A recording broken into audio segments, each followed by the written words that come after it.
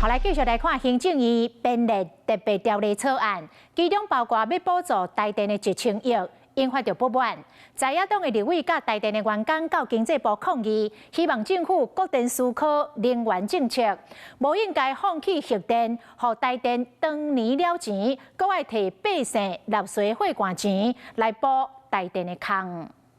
风光正宝宝，台电亏惨惨。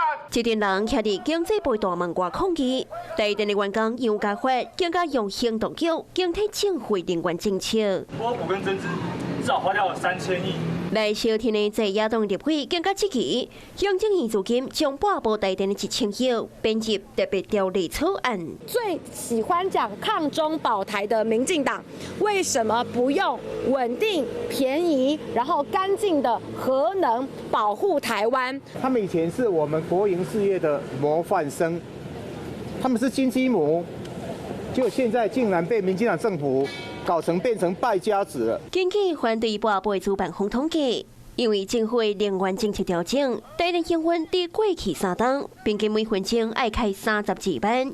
今年开始，债务利息每分钟开600块，香港发电每分钟至少爱开29万。凭什么拿人民的纳税钱去拨补一个亏损的台电？哪一个真正在台湾反核电的人，是真正了解核电的人？核三厂2号起，第5月17特别杜兴，台湾将会正式变作是非核家园。也毋过是去到相对较少的核电，台电经营了钱状况，恐惊会更较严重。官员认错道歉，认什么错？能源政策的部分。能源政策错跟对这个事情，不是某一方面的人来批判。无要评论现阶段能源政策的对甲毋对，也毋过未来敢无被拨补台电，又个或者是就算拨补了后，电钱敢会起价，敢会稳定用电，值得关注。